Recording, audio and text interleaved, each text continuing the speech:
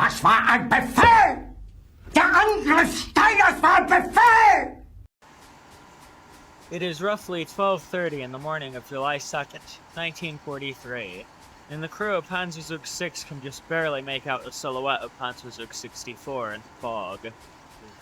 The platoon had been called out to aid Panzerzug 64 in the rescue and recovery of an oil train that had struck a mine and caught fire.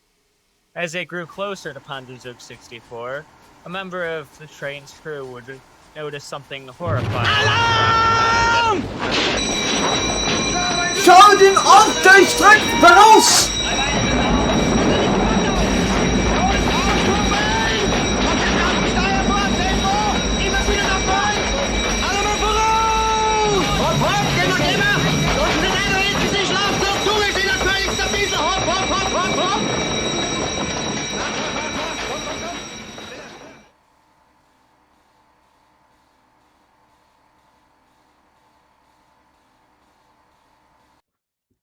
Today's story actually takes us back in time to July 1st, 1943, along the 24-kilometer stretch of rail line from Novogradiska to Rijeka, Yugoslavia.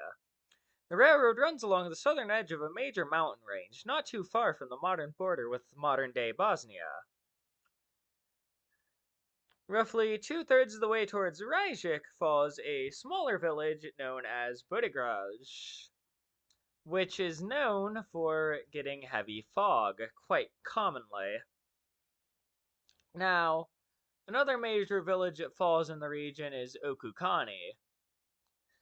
And Okukani actually has a railroad station here, which, from Street View, where is my Street View? Which from Street View actually seems to have a possible remnant from its World War II days. This building right here. Also, noting that there is an old platform here of some kind, or loading ramp, that they used to use to load and unload train cars. One can only imagine what kind of cargo came in and out of here on, well, you know, during the days of the war.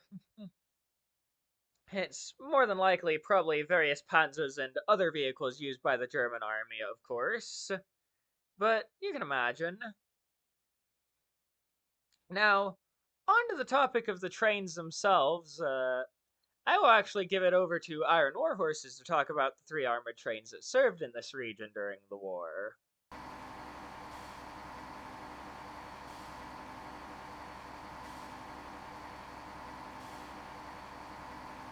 Panzerzug 6 was the former rail protection train of the Reichsbahndirektorat, or Regional Railroad Management Division of the city of Königsberg. During the interwar years, these protection trains were effectively paramilitary railroad police units dispatched to deal with strikes and other civilian disturbances. They were in no way military units, and they were made of civilian wagons with fairly simple modifications, armored with only thin internal steel plating. These units were intended to be as innocuous as possible during operations, partially to get around the Versailles Treaty bans on proper armored trains, but this was also because the German military did not take armored trains seriously as an effective or necessary weapon of war, which they would seriously end up regretting during World War II. Thus, these units were formed at best reluctantly, with poor quality personnel not desired elsewhere. 7 of these former civilian protection trains were judged suitable for formation into military units, where the best that was on hand were formed into Eisenbahn Panzerzugs number 1 to 7 in 1937 and 238. At the start of World War II, Panzerzug 6 had no artillery weapons or gun cars, only Panzerzugs 3, 4, and 7 having that privilege, and their weapons were light, outdated, and mismatched. Their artillery cars being as makeshift of construction as the rest of the trains were. Panzerzug 6, due to its lack of any offensive armament, was listed as a repair train during the Polish campaign of 1939, where ironically it was able to capture a train station by virtue of its innocuous nature, unlike Panzerzug 3 from the Munich RBD, which was obviously armed and armored and employed in a reckless manner in a frontal attack leading to it being totally destroyed by Polish gunfire during the first hours of the war, and also becoming the first major combat loss of the German armed forces during World War II.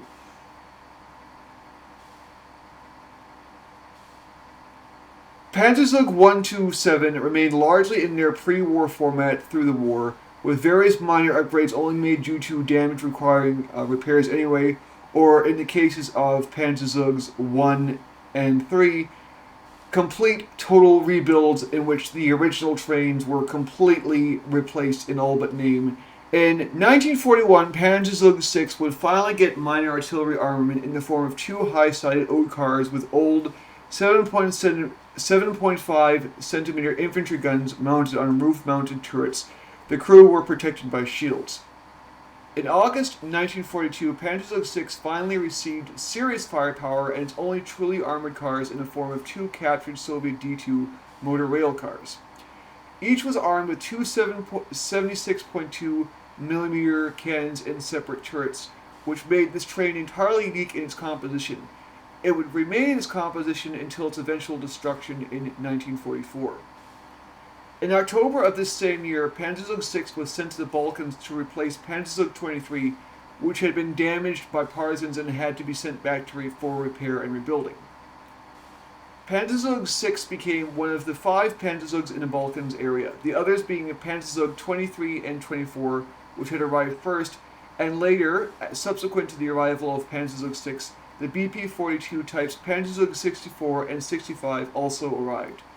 Various collaborators and allies with their own armored trains and numerous improvised security trains were also set up by all the Axis forces involved. And at some point, even the Partisans themselves apparently had an armored train operational on a narrow gauge line, although this did not last for long. Panzerzug 6 would spend effectively the rest of the war patrolling the Solansky Broad to Angram area in the so-called independent state of Croatia, which was an incredibly cruel puppet regime run by the Ustashi Axis collaborators. The destruction of Panzerzug 6. On October 1st, 1944, Panzerzug 6 was conducting a reconnaissance mission forward of Bečkerek, now Zrenjanin, near the village of Banatsko-Alexandrovo. During this patrol, the train ran smack into the Soviet Army vanguard, now fully allied with Tito's partisans. Soviet forces opened immediate fire, scoring multiple direct hits on the train with anti-tank guns. The armored locomotive and gun turrets sustained critical damage, rendering the train combat ineffective. The engagement resulted in the death of 3 crewmen, including the train's commander and the technical leader. The crippled train was then towed away by an unarmored steam locomotive to Zozoreg, near Szeged, Hungary. However, because the railway bridge at Szeged had been destroyed, further retreat was impossible. The remains of Panzerzug 6 were subsequently blown up by their own crew to prevent capture. Official dissolution. The unit was officially dissolved and struck from the rolls on October 12, 1944. The other significant Panzerzug in this operation was Panzerzug 64, which was a brand new Panzerzug of the BP-42 standard type, which was, at least in theory, supposed to be a significant upgrade over the, up until this point, improvised and captured units that had been used so far. Panzerzug 64 itself arrived in Croatia on June 22, 1943, which means that by the time that just a few months after its arrival, it had the good fortune of being present for this incredible, spectacular showdown with the Partisans that would never be repeated. In any case, due to the fact that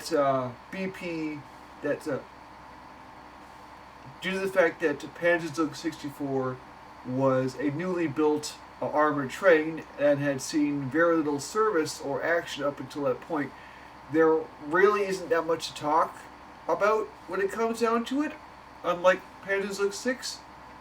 The other, not technically an armored train, the German term is Panzertriebwagen, that was there in the area but was not involved in this action was Panzerwagen 15, which, due to the continually worsening situation with the Partisans, had been redeployed as a sort of makeshift armored train. The single self-propelled armored rail car which had originally been built just like Panzerzug 6 in the pre-war railroad protection days. Well, it had, for the purposes of rail security in Croatia, it had been assigned a bunch of captured French Panhard armored scout cars that had been converted for railroad security use. So, it actually, out of the two trains, it probably would have been the most effective because it would have been by far the most quiet, and it wouldn't have produced a big plume of smoke that let people know where it was, and it also was effectively 7 different units because you had PT-15 itself and you had the 6 Panhard scout cars that were with it. So between a lot of them, they could cover a lot more ground and were significantly more versatile and more quiet and much more likely to catch partisans red-handed, as it were, than the standard steam-powered Panzerzugs. It's also worth noting that, at least in theory, each BP-42, like Panzerzug 64 was supposed to have at least 2 Panhard scout cars assigned to it for reconnaissance duty.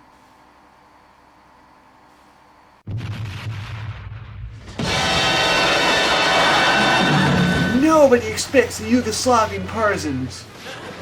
Our chief weapons are surprise, ambush, and mines. It is roughly 9:30 the night of July 1st, 1943, and a German oil train has just struck a mine and burst into flames a couple kilometers from the village of Bodigraj, Yugoslavia.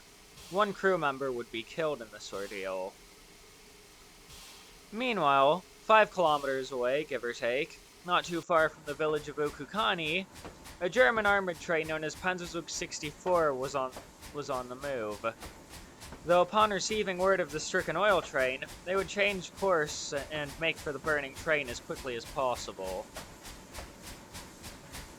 Roughly 30 minutes later, around 10 p.m. that night, things would be going rather well for Panzerzug 64 as they went through the fog. They would now only be about roughly 2 kilometers from the wreck site when, suddenly...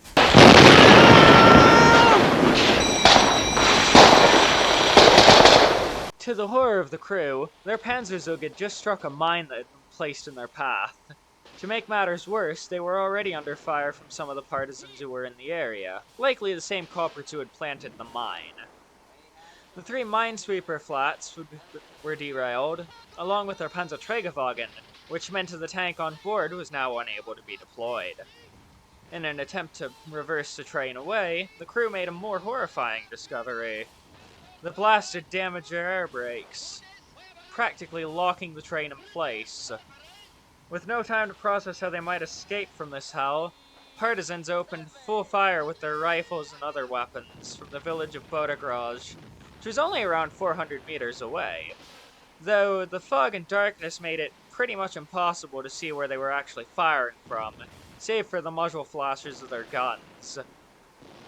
Not even any sort of floodlights or flares were able to pierce this fog. Truly was a hell for them. 16 kilometers away, as the crow flies, Panzerzug 6 was passing through the village of Novogaradiska en route to Agram on her 162nd patrol when she got flagged down and stopped by one of the officers at the station with some news. Panzerzug 64 was being overwhelmed by the partisans attacking her and needed aid immediately. Upon hearing this, Panzerzug 6 would change course and begin heading for Bodigraj to meet up with Panzerzug 64, and, on top of that, she was ordered to shunt the burning oil train into a siding so the main line could be cleared and likely repaired. So, yeah. You your ears did not misinform you. Panzerzug 6 was deployed into an active combat zone where Panzerzug 64 was currently in combat after having been mined. It had 3 cars stuck in a chest-deep hole, that had been blown up by a 30-kilogram charge. And they told Panzerzug 6 to just, go through there, ignore all that, ignore the bullets, the very high possibility of being blown up yourself, and go and connect to the oil train that's on fire in the middle of all of this and drag it away.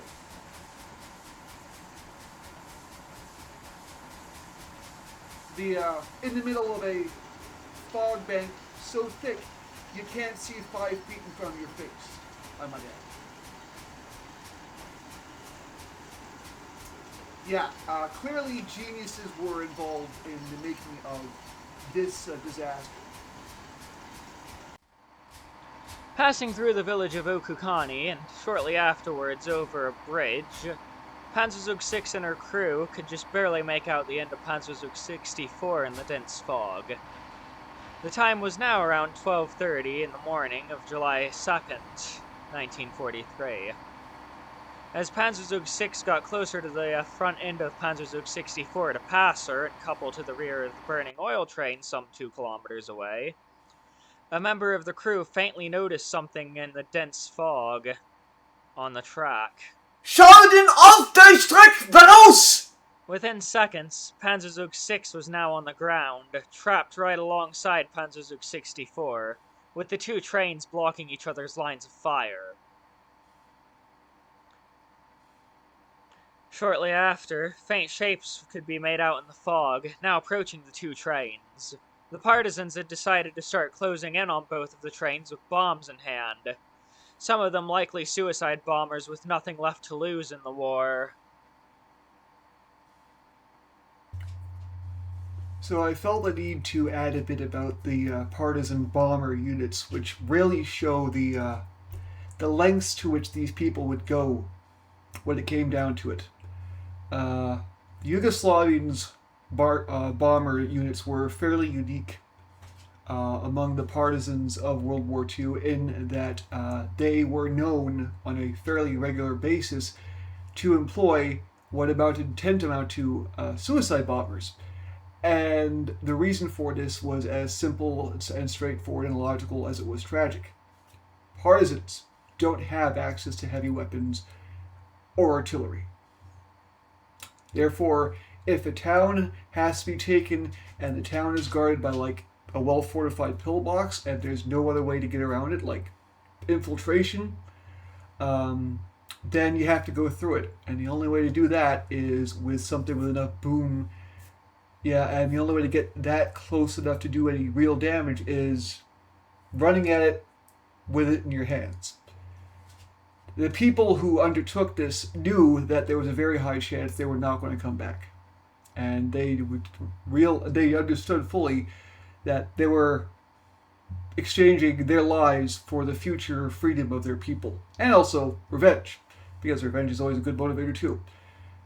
In the case of these 2 Panzerzugs, what you had here was slightly different.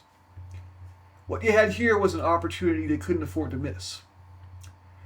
Most of the time, Panzerzugs were just avoided. They were fairly easy to avoid most of the time. But here you had not 1, but 2 of these rolling fortresses stuck and locked in location in a place where they couldn't see 5 feet in front of their own faces. This was the only opportunity like this they were ever going to get to take out not 1, but 2 Panzerzugs in one shot. And they went for it. It was as simple as that. In the gunfire and fog, the 2 Panzerzugs found a way to coordinate their counterattack against the Partisans. Unfortunately, their methods have been lost to time as the details are not in the combat logs of either train. It is very possible that Panzerzug 6, being derailed where she was, allowed for her crew to provide cover for Panzerzug 64 as they tried to re-rail their Panzerzug, which was still partly derailed, with some of the gun crew of Panzerzug 64 likely helping Panzerzug 6's drive off the Partisans as much as they could given their limited firing arcs. The firefight lasted until the German soldiers finally pushed back the Partisans at nearly 2:15 in the morning. Had Panzerzug 6 not actually arrived, it's very likely Panzerzug 64 would have been lost in combat with major casualties that foggy morning. Though, all things considered, in the end there were very few injuries amongst the crew of the two trains, with only a single death among them. And the Partisans who survived managed to escape into the mountains to the north and south of the rail line. The Panzerzug was finally re-railed closer to 4:50 that morning, with the tank being able to be deployed similarly to what is seen here in La Bataille du Rail, a French film from the 1940s.